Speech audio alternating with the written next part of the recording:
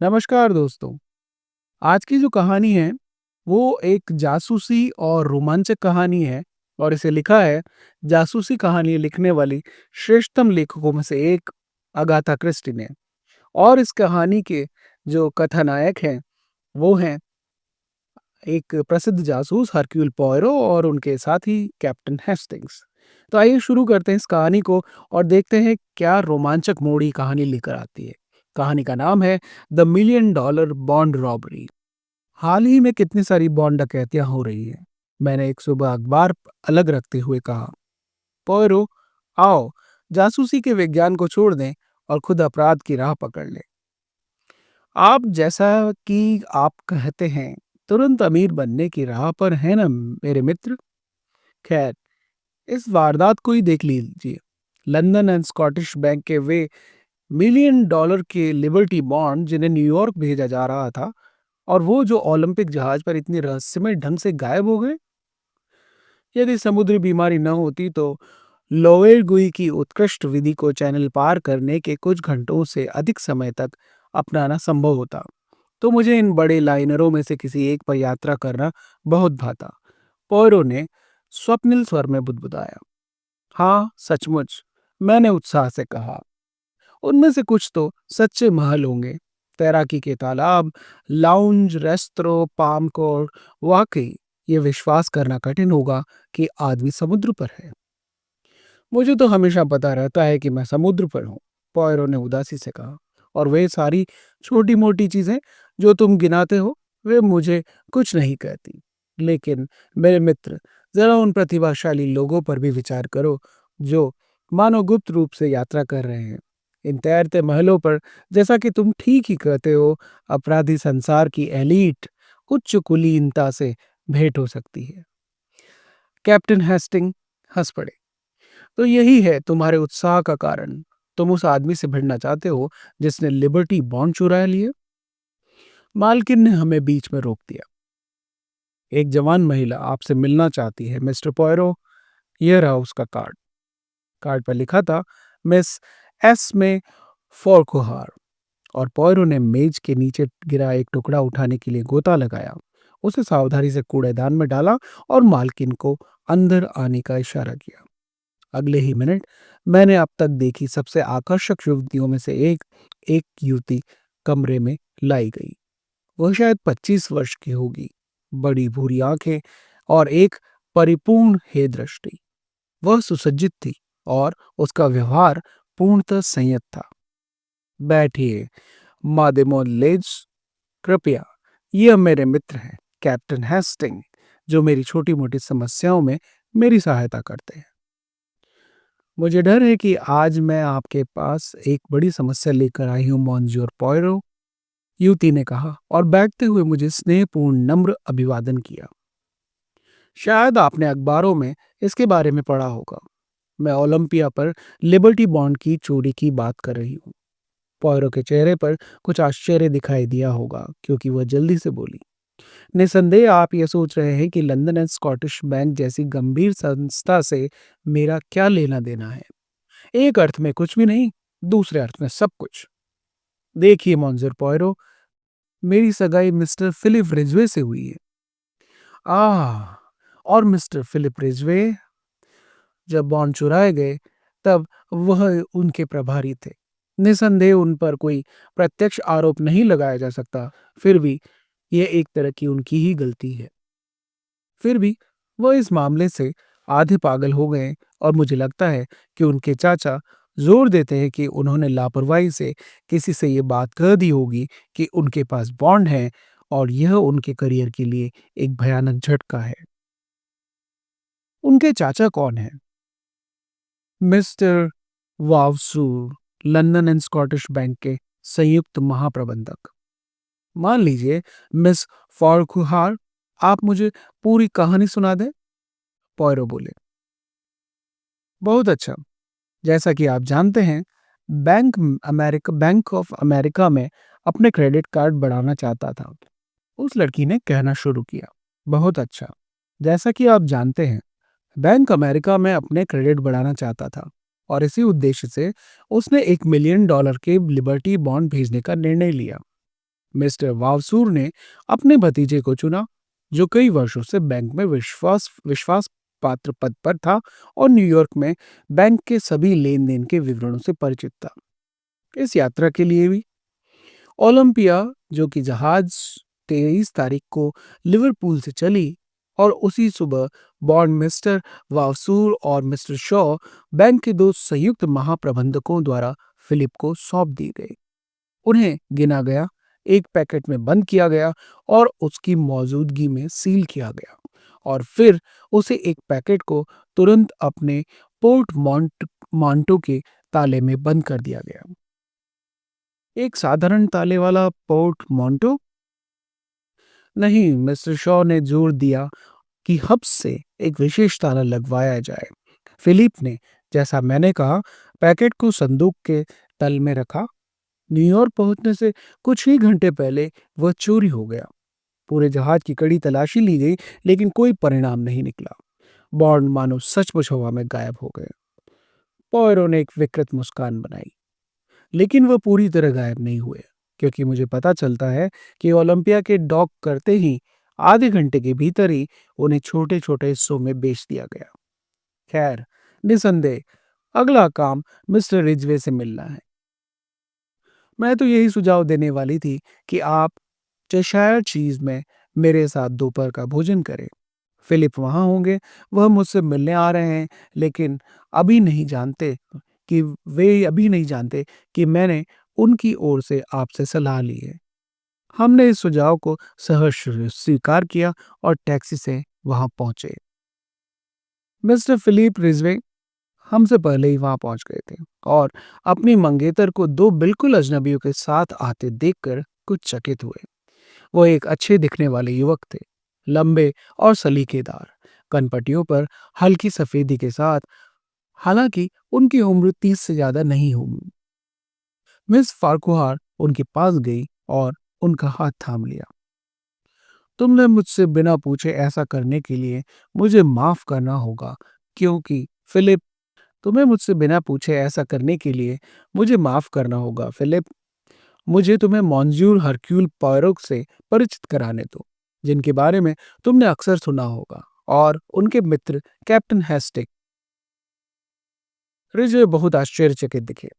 बेशक, मैंने आपके बारे में सुना है, मॉन्ज्यूर पॉयरो, और उनने हाथ मिलाते हुए कहा, लेकिन मुझे कोई अंदाजा नहीं था कि एस्मे मेरे हमारे बारे में, संकट के बारे में आपसे सलाह लेने की सोच रही है। मुझे डर था कि तुम मुझे ऐसा नहीं करने दोगे, फिलिप, मिस फारूकर ने नम्रता से कहा। तो तुमने सुनिश्चित पक्ष चुना? उन्होंने मुस्कुराते हुए कहा। मुझे उम्मीद है कि मॉन्जर पॉयरो इस असाधारण पहेली पर कुछ रोशनी डालेंगे, क्योंकि मैं खुले तौर पर स्वीकार करता हूं कि चिंता और घबराहट से लगभग पागल हो चुका हूं। वास्तव में उनका चेहरा खिंचा हुआ और थकान से भरा हुआ था, और साफ दिख रहा था कि वे कितने तनाव में हैं। अच्छा अच्छा, पॉयरो ने कहा, आइए भोजन करें, और भोजन के दौरान अपने सिर जोड़कर देखें कि क्या किया जा सकता है। मैं मिस्टर रिजवे की कहानी उनके अपने होठों से सुनना चाहता हूँ। स्थापना के उत्कृष्ट स्टेक और किडनी पुडिंग पर चर्चा करते हुए, स्थापना जो कि होटल का नाम है, वहाँ की स्टेक और किडनी पुडिंग पर चर्चा करते हुए फिलिप रिजवे ने बॉन्ड के गायब होने की परिस्थितियां सुनाई।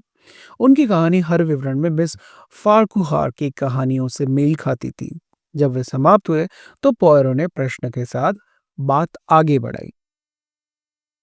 ठीक ठीक, किस बात से आपको पता चला कि बॉन्ड चोरी हो गए हैं, मिस्टर रिजवो? वह कुछ कड़वाहट से हंसे। वह बात मेरी आंखों के सामने थी, मॉन्सियोर पॉयरो। मैं उसे चूक ही नहीं सकता था। मेरी कैबिन का संदूक खाट के नीचे से आधा बाहर खिसका हुआ था, और हर तरफ से खरोचों से कटा और भरा हुआ, जहां उन्होंने ताला तोड़ने की कोशिश की थी। लेकिन मुझे तो समझा गया कि वो चाबी से खोला गया था। यह सही है, उन्होंने जोर लगाया, पर सफल नहीं हुए, और आखिर में उन्होंने किसी न किसी तरीके से उस ताले को खोल दिया। अजीब बात है, पौरो ने कहा, और उनकी आंखों में वो परिचित हरी चमक आने लगी। बहुत अजीब। वे बहुत बहुत समय बाद ताला उखाड़ने में बर्बाद करते रहे और फिर सेम्प्रस्ती उनके पता चला कि उनके पास तो शुरू से ही चाबियां थी, क्योंकि हब्स के हर चाले की ताले की चाबी अलग होती है। यही कारण है कि उनके पास चाबी नहीं हो सकती थी। वह दिन रात कभी मुझसे अलग नहीं हुई। आप इस बात में निश्चित कैसे हैं? मैं इसकी शपथ ले सकता हूँ। और फिर अगर उनके पास चाबी या उनकी नकल होती, तो वे इस ताले को तोड़ने में समय क्यों बर्बाद करते, जिससे तोड़ा ही नहीं जा सकता था? आह!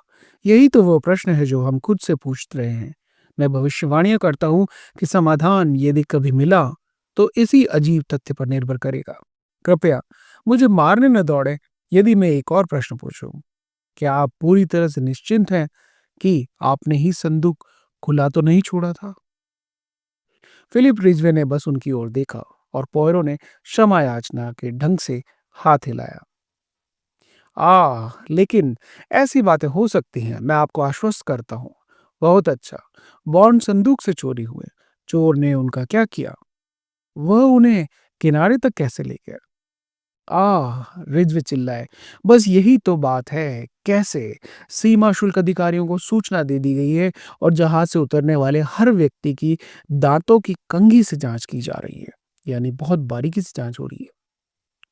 और बॉन्ड, जैसा कि मुझे पता चलता है, एक भारी पैकेट थे। निसंदेह उन्हें जहाज पर छिपाना भी मुश्किल था। और वैसे भी हमें पता चला है कि वे वहां नहीं थे, क्योंकि ओलंपिया के पहुंचते ही आधे घंटे के भीतर ही उन्हें बिक्री के लिए पेश कर दिया गया था। मेरे केबल भेजने और नंबर प्रसारित करने से बहुत पहले एक ब्रोकर तो कसम खाता था कि उसने कुछ बॉन्ड ओलंपिया के पहुंचने से पहले ही खरीद लिए थे। लेकिन बॉन्ड वायरलेस से तो भेजे नहीं जा सकते। वायरलेस से नहीं, लेकिन क्या कोई टग जहाज आपके पास आया था? सिर्फ आधिकारिक वाले, और वह भी अलार्म दिए जाने के बाद, जब हर कोई सतर्क था। मैं खुद देख रहा था कि कहीं उन्हें इस तरह किसी को सौंपा तो नहीं जा रहा। हे भगवान! मॉन्सिeur पॉयरो, यह बात मुझे पागल कर देगी। लोग कहने लगे हैं कि मैंने ही उन्हें चुराया है। लेकिन उतरते समय आपकी भी तलाशी ली गई थी ना? पॉयरो ने धीरे से कहा। फिलिप ने कहा, हाँ। युवा व्यक्ति ने उन्हें उलझन में देखा।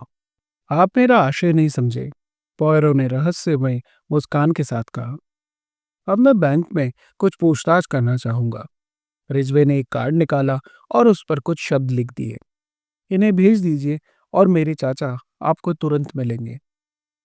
पॉयरो ने उन्हें धन्यवाद दिया, मिस फार्कुहार से विदा ली और हम साथ साथ थ्रेडन थ्रेडनिडल स्ट्रीट और लंदन एंड स्कॉटिश बैंक के मुख्य कार्यालय की ओर चल पड़े।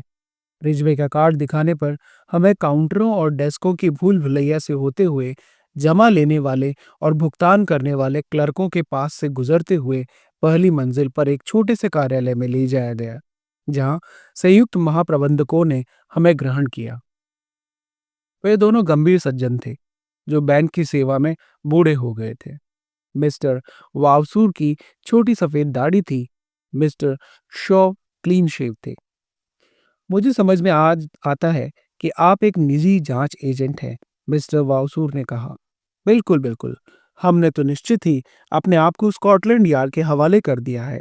इंस्पेक्टर इंस्पेक्टर मैकनील इस मामले के प्रभारी हैं। मुझे विश्वास है कि वे बहुत सक्षम अधिकारी हैं। पौरो ने विनम्रता भरे स्वर से कहा, मुझे भी यही विश्वास है। आप मेरे कुछ प्रश्नों की अनुमति देंगे? आपके भतीजे की ओर से हैं। इस ताले के बारे में, इसे हब से किसने मंगवाया? मैंने खुद मंगवाया, मिस्टर शॉ ने कहा। मैं इस मामले में किसी क्लर्क पर भरोसा नहीं करता। जहां तक चाबियों का सवाल है, एक मिस्टर रिजवे के पास थी और बाकी दो मेरे सहकर्मियों और मेरे पास। और किसी क्लर्क को उन तक पहुंच नहीं थी? मिस्टर शॉ ने पूछताछ भरी निगाह से मिस्टर वावसूर की ओर देखा। मुझे लगता है कि मैं ठीक कह रहा हूं कि वे 23 तारीख से उसी तिजोरी में पड़ी रही जहां हमने उन्हें रखा था, मिस्टर वावसूर ने कहा। मेरे सहकर्मी दुर्भाग्य से पखवाड़े भर पहले बीमार पड़ गए थे। वास्तव में उसी दिन जब फिलिप यहाँ यहाँ से गया था, वे अभी ठीक हुए हैं। मेरी उम्र के आदमी के लिए गंभीर ब्रोंकाइटिस कोई मजाक नहीं, मिस्टर शॉ ने खेद से कहा। लेकिन मुझे डर है कि मेरी अनुपस्थिति के कारण मिस्टर वाउसूर को काफी मेहनत झेलनी पड़ी, खासकर एक इस अप्रत्याशित चिंता के जुड़ जाने से। पॉयरो ने कुछ और प्रश्न पूछे। मुझे लगता है कि वह चाचा और भतीजे के बीच की निकटता का सही आकलन करने की कोशिश कर रहे थे। मिस्टर बावसूर के उत्तर संक्षिप्त औपचारिक थे। उनका भतीजा बैंक का विश्वसनीय अधिकारी था और उनके ज्ञान में उस पर कोई कर्ज या आर्थिक कठिनाई नहीं थी। उसे पहले भी इस तरह के काम सौंपे गए थे। अंततः हमें विनम्रतापूर्वक विदा कर दिया गया। मैं निराश हूँ, पॉयरो ने कहा जब हम सड़क पर निकले। आप और अधिक जानने की उम्मीद कर रहे हैं। वे तो बड़े नीरस बूढ़े हैं। उनकी नीरसता मुझे निराश नहीं करती मेरे मित्र। मैं किसी बैंक मैनेजर में तेज नजर वाला कुशल वितज्ञ ढूंढने की उम्मीद नहीं करता, जैसा कि तुम्हारी प्रिय कहानियों में होता है। नहीं, मैं मामले से निराश हूँ। यह बहुत आसान है। आसान? हाँ। क्या तुम्हें यह लगभग बच्चों का खेल नहीं लगता? आप जानते हैं कि बॉन्ड किसने चुराया? मैं जानता हूँ। लेकिन फिर हमें क्यों? घबराओ मत हेस्टिंग, हम अभी कुछ नहीं करने वाले। लेकिन क्यों? आप किसका इंतजार कर रहे हैं? ओलंपिया का। वो मंगलवार को न्यूयॉर्क से अपनी वापसी यात्रा पर आने वाली है। लेकिन अगर आप जानते हैं कि चोर कौन है, तो इंतजार क्यों? वो भाग सकता है। किसी दक्षिणी सागर के द्वीप पर जहां प्रत्यर्पण नहीं। नहीं मेरे मित्र, वहां जीवन उसे बहुत असुविधाजनक लगेगा। और जहां तक इंतजार का सवाल है, एहबिया हरक्यूल पोयरो की बुद्धि के लिए मामला पूरी तरह स्पष्ट है। लेकिन दूसरों के लिए, लाभ के लिए, जिन्हें ईश्वर ने इतना प्रतिभाशाली नहीं बनाया, जैसे इंस्पेक्टर मैकनील, कुछ जांच पड़ताल कर तथ्यों की स्थापना करना अच्छा रहेगा। कम प्रतिभाशाली व्यक्तियों का भी ध्यान रखना चाहिए। हे भगवान पॉयरो, जानते हो, तुम्हें पूरी तरह मूर्ख बनने देखने के लिए मैं अच्छी खासी रकम दे दूंगा। सिर्फ एक बार। तुम इतने कमबख्त घमंडी हो। क्रोध मत करो हेस्टिंग। सच में मैं देखता हूं कि कभी-कभी तुम मुझसे लगभग घृणा करते हो। हाय, महानता की कीमत चुकानी पड़ती है। छोटे आदमी ने छाती फुला ली और इतनी हास्यास्पद आह भरी कि मुझे हंसना पड़ा। मंगलवार को हम एमएल एंड एनडब्ल्यूआर की प्रथम श्रेणी की बोगी में लिवरपूल की ओर तेजी से जा रहे थे। पॉयरो ने जिद करके मुझे अपनी शंकाओं या निश्चिंताओं के बारे में कुछ भी बताने से इनकार कर दिया। वह बस इस बात पर आश्चर्य व्यक्त करते रहे कि मैं भी स्थिति से उतना ही परिचित क्यों नहीं हूँ। मैंने बहस करना उचित नहीं समझा और अपनी जिज्ञासा को बनावटी उदासीनता के किले के पीछे छिपा लिया। घाट पर पहुंचते ही, जब विशाल ट्रांस अटलांटिक लाइनर खड़ी थी, पॉयरो चुस्त और सतर्क हो गए। हमारी कार्यवाही में चार चार स्टुअर्डों के साक्षात्कार करना और पॉयरो के एक मित्र के बारे में पूछताछ करना शामिल था, जिसने 23 तारीख को न्यूयॉर्क की यात्रा की थी। एक बुजुर्ग सज्जन चश्मा लगाए हुए, बहुत बीमार, मुश्किल से अपने कैबिन से बाहर निकले। वह विवरण एक मिस्टर वेंटन से मेल खाता प्रतीत हुआ, जिन्होंने कैबिन C24 लिया था, जो फिलिप रिजवे की कैबिन के बिल्कुल बगल में था। यद्यपि मैं समझ नहीं पा रहा था कि पॉयरो ने मिस्टर वेंटनर के अस्तित्व को और रूप रंग का अनुमान कैसे लगाया, फिर भी मैं बहुत बेहद उत्साहित था। मैंने पुकारा, मुझे बताइए, क्या यह सज्जन न्यूयॉर्क पहुंचने पर सबसे पहले उतरने वालों में से थे? स्टुअर्ट ने सिर हिलाया। नहीं साहब, बिल्कुल नहीं। वह तो जहां से उतरने वालों में आखिरी थे। मैं निराश होकर पीछे हटा और पॉयरो को मेरी ओर मुस्कुराते हुए देखा। उन्होंने स्टुअर्ट को धन्यवाद दिया। एक नोट का लेन देन भी हुआ और हम वहां से निकल पड़े। यह सब ठीक है, मैंने गुस्से में कहा, लेकिन उस आखिरी जुबान ने तुम्हारे प्यारे सिद्धांत पर तो पानी ही फेर दिया होगा। चाहे तुम जितना भी चाहो मुस्कुरा लो। हमेशा की तरह तुम कुछ नहीं देखते हेस्टिंग्स। वह आखिरी जवाब इसके विपरीत मेरे सिद्धांत की अंतिम कड़ी है। मैंने हार मानते हुए हाथ उठा लिया। मैं हार मानता हूँ।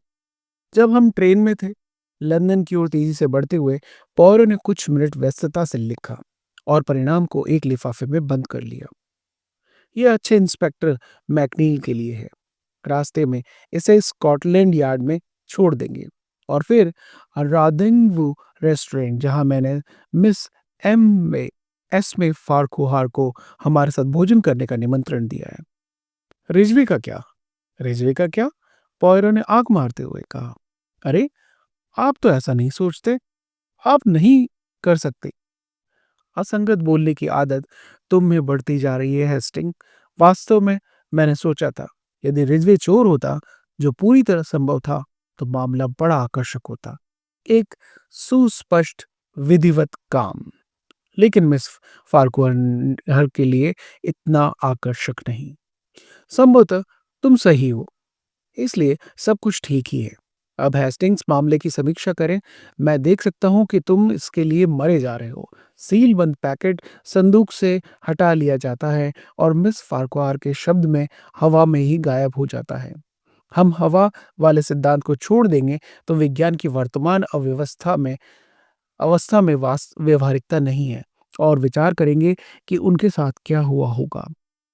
हर कोई इसे किनारे तक तस्करी से ले जाने की असंभवता की बात करता है।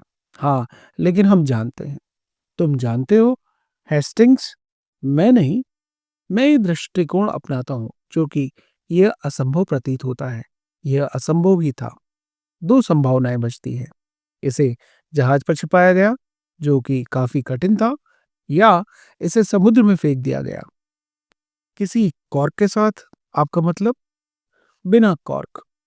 मैं घूरता रह गया। लेकिन अगर बॉन्ड समुद्र में फेंक दिए गए, तो न्यूयॉर्क में बेचे नहीं जा सकते थे। मैं तुम्हारी तार्किक बुद्धि की प्रशंसा करता हूँ हेस्टिंग्स।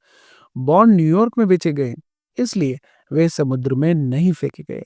समझ रहे हो कि यह हमें कहाँ ले जाता है? वहीं जहां से हमने शुरुआत की थी। कभी नहीं। यदि पैकेट समुद्र में फेंका गया और बॉन्ड न्यूयॉर्क में बेचे गए, तो पैकेट में बॉन्ड थे ही नहीं। क्या कोई प्रमाण है कि पैकेट में बॉन्ड थे? याद रखो, मिस्टर रिजवे ने लंदन में हाथ में आने के बाद उसे कभी खोला ही नहीं। हाँ, लेकिन फिर भी। और उन्हें अधीरता से हाथ हिलाया। मुझे जारी रखने दो। आखिरी क्षण जब बॉन्ड बॉन्ड के रूप में देखे गए, वो 23 तारीख की सुबह लंदन स्कॉटिश बैंक के कार्यालय में था। वे न्यूयॉर्क के ओलंपिया में पहुंचने के बाद आधे घंटे के बाद फिर प्रकट होते हैं और एक व्यक्ति के अनुसार, जिसकी कोई नहीं सुनता, वास्तव में उसके पहुंचने से पहले मान लो कभी ओलंपिया पर थे ही नहीं। क्या कोई तरीका है जिससे वो न्यूयॉर्क पहुंच सकते थे? हाँ, जॉय गेटिंग। ओलंपिया के उस दिन साउथहैम्पटन से रवाना होते ही अटलांटिक पार करने का रिकॉर्ड उसके पास है। जॉय टैगिंग से भेजे जाने पर बॉन्ड ओलंपिया के पहुंचने से एक दिन पहले न्यूयॉर्क पहुंच जाते। सब कुछ साफ हो जाता है। मामला खुद ब खुद समझ में आने लगता है। सीलबंद पैकेट सिर्फ एक नकली था और उसकी अदला बदली का क्षण बैंक के कार्यालय में ही होना चाहिए। वहां मौजूद तीनों में से किसी के लिए भी एक नकली पैकेट तैयार करना और असली की जगह रख देना बड़ा आसान था। बहुत अच्छा। बॉन्ड न्यूयॉर्क में एक सहयोगी को डाक से भेज दिए जाते हैं, यह निर्देश देकर कि ओलंपिया के पहुंचते ही बेच दिए जाए। लेकिन ओलंपिया पर कोई तो होना चाहिए जो चोरी के कथित क्षण को रचे। हेस्टिंग से पूछा, लेकिन क्यों? क्योंकि अगर रिजवे पैकेट खोलता और उसे नकली पाता, तो शक तुरंत लंदन पर जाता। नहीं, पड़ोस के कैबिन में रहने वाला आदमी अपना काम करता है। जानबूझकर ताले को जोर से तोड़ने की कोशिश करता है ताकि चोरी पर तुरंत ध्यान जाए। वास्तव में डुप्लीकेट चाबी से संदूक खोलता है, पैकेट समुद्र में फेंक देता है और जहाज से उतरने वालों में आखिरी रहता है। स्वाभाविक है, वह अपनी आंखें छिपाने के लिए चश्मा पहनता है और बीमार होने का नाटक करता है, क्योंकि वह रिजवे से मिलने का जोखिम नहीं लेना चाहता। वो न्यूयॉर्क में उतरता है और पहली उपलब्ध नाव से लौट आता है। लेकिन वो था कौन? कौन था? वो आदमी जिसके पास डुप्लीकेट चाबी थी, जिसने ताला मंगवाया था, जो देश में अपने घर पर गंभीर ब्रोंकाइटिस से बीमार नहीं पड़ा था, अर्थात वह नीरस बूढ़ा आदमी मिस्टर शॉ। कभी-कभी ऊंचे पदों पर भी अपराधी होते हैं। मेरे मित्र, हम पहुंच गए। मादे मुआलिज, मैं सफल हुआ। क्या आप अनुमति दें? और मुस्कुराते हुए पॉयरो ने चकित युवती के दोनों गालों पर हल्का सा चुम्बन लिया। तो दोस्तों, कैसी लगी ये कहानी? मुझे तो ये कहानी बड़ी रोमांचक लगी। एक शानदार ट्विस्ट के साथ इस कहानी को अनलॉक कर दिया मिस्टर पॉयरो ने, और फिर से अगाथा क्रिस्टी ने ये बता दिया कि लेखन, जासूसी कहानियों का लेखन कितना ज़बरदस्त हो सकता है। तो मेरी एक रिक्वेस्ट है आप सभी से। तो दोस्तों, आशा करता हूँ आपको ये कहानी पसंद आई होगी। मुझे तो ये कहानी बहुत अच्छी लगी, इसका एंड बहुत अच्छा लगा, इसका ट्विस्ट बहुत अच्छा लगा। अगर आपको ये कहानी अच्छी लगी तो प्लीज़ लाइक कीजिएगा, शेयर कीजिएगा और चैनल को सब्सक्राइब कीजिए, ताकि और अच्छी-अच्छी कहानियाँ मैं आपके लिए ला सकूँ। मिलते हैं अगली कहानी में, जो कि एक और रोमांचक कहानी होगी अगाथा क्रिस्टी की ओर से, मेरी आवाज़ में। मिलते हैं अगली कहानी के साथ। तब तक के लिए गुड नाइट, राधे-राधे, जय श्री राम।